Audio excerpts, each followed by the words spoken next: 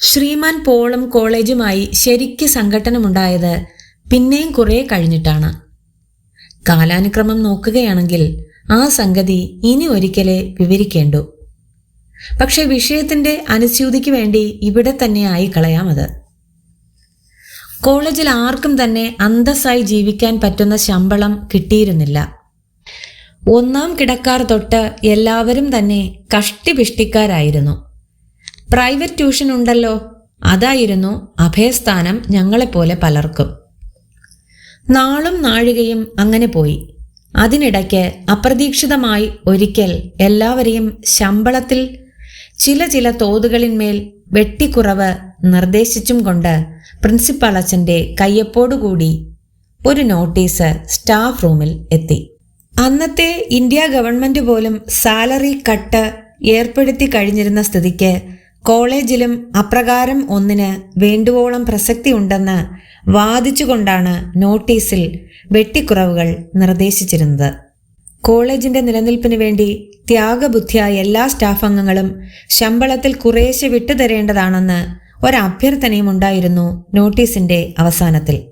ഈ നടപടി ഞങ്ങളിൽ എ ക്ലാസ് മര്യാദക്കാരെ പോലും ക്ഷോഭിപ്പിച്ചു കളഞ്ഞു.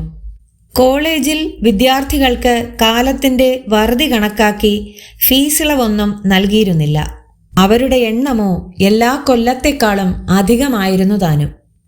ആ സ്ഥിതിക്ക് കോളേജുമായി യാതൊരു ബന്ധവുമില്ലാത്ത ഇന്ത്യ ഗവൺമെന്റിന്റെ ദൃഷ്ടാന്തത്തെ പൊക്കിപ്പിടിച്ച് യാതൊരു സ്റ്റാഫ് അംഗത്തോടും ആലോചിക്കാതെ പരക്കെ സാലറി കട്ട് നടപ്പാക്കിയത് തെല്ലും ഭംഗിയായില്ലെന്ന് എല്ലാവർക്കും തോന്നി. എവിടേക്ക് നോക്കിയാലും മുറുമുറുപ്പായി കോളേജിൽ. സീനിയർ സ്റ്റാഫ് അംഗങ്ങളടക്കം ഞങ്ങൾ 11 പേർ ഒപ്പിട്ട് പ്രിൻസിപ്പാളിലൂടെ മാനേജ്മെന്റിന് ഒരു നിവേദനം സമർപ്പിച്ചു. ഒരു സ്റ്റാഫ് മീറ്റിംഗ് വിളിച്ചുകൂട്ടി വസ്തുതകൾ അന്യോന്യം മനസ്സിലാക്കാനുള്ള അവസരമുണ്ടാക്കിയതിനു ശേഷമേ നോട്ടീസിലെ നിർദ്ദേശത്തിന് പ്രാബല്യം കൊടുക്കാവൂ എന്ന്. ഏറ്റവും മിതമായ ഈ അപേക്ഷ പോലും കോളേജ് എന്ന് വച്ചാൽ താനും തൻ്റെ ഹെഡ് ക്ലാർക്കുമെന്ന് കരുതിപ്പോരുന്ന പ്രിൻസിപ്പാളെ കണക്കിലേറെ ക്ഷോഭിപ്പിച്ചു. മാനേജരായ വികാരി ജനറൽ അച്ഛനും അദ്ദേഹത്തിന് മീതെ മെത്രാനുമുണ്ടായിരുന്നു കോളേജിലെ പഠനേതര കാര്യങ്ങൾക്ക് ഉത്തരവാദികളായിട്ട്. ഞങ്ങളുടെ നിവേദനമാണെങ്കിൽ പ്രിൻസിപ്പാളോടല്ല മാനേജ്മെന്റിനോട് ആയിരുന്നു താനും. എന്നിട്ടും പ്രിൻസിപ്പാൾ അച്ഛൻ അവരോട് ഒന്നും ആലോചിക്കാതെ കടലാസ് കയ്യിൽ കിട്ടിയ ഉടനെ രോക്ഷാകുലനായി അതിൻ്റെ മറുഭാഗത്ത് യാതൊരു വീണ്ടാലോചനയ്ക്കും സാധ്യമല്ല എന്ന് ഖണ്ഡിതമായി എഴുതി വലിച്ചു നീട്ടി ഒപ്പിട്ട് ആ കടലാസ് ഞങ്ങൾക്ക് തിരികെ തന്നു. ഇതൊരു വല്ലാത്ത അവഹേളനമായി എല്ലാവർക്കും തോന്നി. പിന്നത്തെ നടപടി എന്തായിരിക്കണം എന്നതിനെക്കുറിച്ച് ആലോചനയായി ഓരോരുത്തനും. കോളേജിലെ പ്രൊഫസർമാരിൽ പ്രഥമസ്ഥാനിയും പേരിനു മാത്രം വൈസ് പ്രിൻസിപ്പാളും ആയിരുന്ന ശ്രീമാൻ ജോസഫ് പെട്ടയ്ക്കായിരുന്നു മാനേജ്മെന്റിൽ ഏറ്റവും വലിയ സ്വാധീന ശക്തി. എന്നാൽ ആ മനുഷ്യൻ സ്റ്റാഫ് അംഗങ്ങൾക്ക് വേണ്ടി മാനേജ്മെന്റുമായിട്ട് ഇടപെട്ട് സംസാരിക്കാൻ സന്നദ്ധനായില്ല. ഞാൻ ഈ നാട്ടുകാരനേ അല്ല എന്ന നിലയിലാണ് അദ്ദേഹം ഏത് സംഘട്ടനത്തിലും കൈക്കൊണ്ടിരുന്നത്. സീനിയർ പ്രൊഫസർമാരിൽ ചിലർ ഞങ്ങളുടെ ധർമ്മരോഷം മുക്കിലും മൂലയിലുമായി വിളമ്പിക്കൊണ്ടിരുന്നു. മിതഭാഷിയായ ശ്രീമാൻ പോൾ വളരെ ഒന്നും വിമർശിക്കാൻ നിൽക്കാതെ വീട്ടിലേക്ക് തിരിച്ചുപോയി. അന്ന് രാത്രി തന്നെ രാമബാണം പോലെ ഒരു കത്ത് എഴുതി പ്രിൻസിപ്പാളിന് അയച്ചു കൊടുത്തു.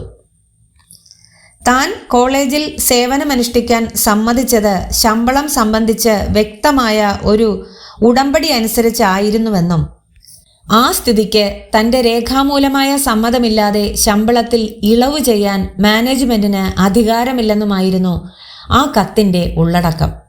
സ്റ്റാഫ് റൂമിലിട്ടിരുന്ന നോട്ടീസിന്റെ അവസാനത്തിൽ കോളേജിന്റെ നിലപാടിനു വേണ്ടി ത്യാഗബുദ്ധ്യ ശമ്പളക്കിഴിവ് സഹിക്കണം എന്നുണ്ടായിരുന്ന അഭ്യർത്ഥനയിലെ യുക്തിഭാഗം ആ കത്തിന്റെ ഉത്തരാർത്ഥത്തിൽ വിശദീകരിക്കുകയും ചെയ്തിരുന്നു. ത്യാഗമാകണമെങ്കിൽ ത്യാഗികൾക്ക് അത് സ്വമേധയാ ചെയ്യാനുള്ള സ്വാതന്ത്ര്യം വേണമെന്നും കെട്ടിയേൽപ്പിക്കുന്ന യാതൊന്നും തന്നെ ത്യാഗമാവുകയില്ലെന്നുമായിരുന്നു എൻ്റെ സ്നേഹിതന്റെ വാദം. തിരുവായ്ക്ക് എതിർവായില്ലെന്ന് തൻ്റെ ഏത് പെരുമാറ്റം കൊണ്ടും വിളംബരം ചെയ്തിരുന്ന പ്രിൻസിപ്പാൾ അച്ഛൻ പോളിൻ്റെ ആ കത്ത് കയ്യിൽ കിട്ടിയതോടെ അതേവരെ ഭാവിച്ചിരുന്ന എല്ലാ സൗമനസ്യവും വലിച്ചെറിഞ്ഞ് സമരോദ്യുക്തനായി തീർന്നു. തൻ്റെ തീരുമാനത്തിന് വിധേയനാകാൻ തയ്യാറായില്ലെങ്കിൽ രാജിവെച്ച് ഇറങ്ങിപ്പോകാം എന്ന ഒരു സുഗ്രീവാജ്ഞയാണ് പോളിന് പിന്നെ അദ്ദേഹത്തിൽ നിന്ന് കിട്ടിയത്. നീതിയെ ചൊല്ലിയുള്ള സമരത്തിൽ ഒരണുവിനും വഴങ്ങാതെ ആത്മാഹൂതി പോലും ചെയ്യാൻ രണ്ടും കൽപ്പിച്ചിരുന്ന ശ്രീമാൻ MP പോൾ ഉണ്ടോ വിട്ടുവീഴ്ചയ്ക്ക് ഒരുങ്ങുന്നു? ഞങ്ങളിൽ ചിലർ മധ്യസ്ഥതയ്ക്ക് വേണ്ടി കുറേയേറെ മെനക്കെട്ടു. ഇരു കക്ഷിയും നിന്നിടത്ത് നിന്ന് ഇളകിയില്ല. പോൾ കേസ് കൊടുത്തേ അടങ്ങൂ എന്നായി. അക്കാലത്ത് പ്രിൻസിപ്പാളെയും വികാരി ജനറാളെയും മെത്രാനെയും ഒക്കെ കക്ഷികളാക്കി കേസ് കൊടുക്കുക എന്ന് പറഞ്ഞാൽ വളരെ കടന്ന കൈയായിരുന്നു. ഒരു കത്തോലിക്കനാണ് അതിന് ഒരുങ്ങുന്നതെങ്കിൽ വിശേഷിച്ചും പോളിൻ്റെ സ്വദേശിയായിരുന്ന വൈസ് പ്രിൻസിപ്പാൾ ശ്രീ ജോസഫ് പെട്ടയ്ക്ക് അത്തരമൊരു സംഭവ വികാസം ഒഴിവാക്കിയാൽ കൊള്ളാമെന്ന് തോന്നി. മറ്റൊന്നുകൊണ്ടുമല്ല, പോളിൻ്റെ ആധ്യാത്മിക ഭാവിക്ക് കോട്ടം തട്ടരുതെന്ന് ഉണ്ടായിരുന്നതിനാൽ മാത്രം. അധികൃത പക്ഷത്തെ അനുരഞ്ജിപ്പിക്കുവാൻ അദ്ദേഹം സാരമായി ശ്രമിച്ചില്ല. നല്ലപോലെ ആലോചിച്ചതിനു ശേഷം മിസ്റ്റർ പോൾ മെത്രാൻ തൊട്ട് എല്ലാവരുടെയും പേരിൽ വക്കീൽ നോട്ടീസ് അയക്കുവാൻ ഏർപ്പാട് ചെയ്തു. ശ്രീമാൻ പുത്തേഴത്ത് രാമമേനോനായിരുന്നു വക്കീൽ. മെത്രാൻ അച്ഛനുള്ള നോട്ടീസ് നേരിട്ട് അദ്ദേഹത്തിൻ്റെ കയ്യിൽ തന്നെ കൊണ്ടുപോയി കൊടുപ്പിക്കാൻ അഞ്ചൽ ശിപായിയെ പ്രത്യേകിച്ച് ഏർപ്പാട് ചെയ്തു. ആ സംഭവം നടക്കുന്ന സമയം നോക്കി ഞങ്ങൾ എല്ലാവരും കാത്തിരിപ്പായി.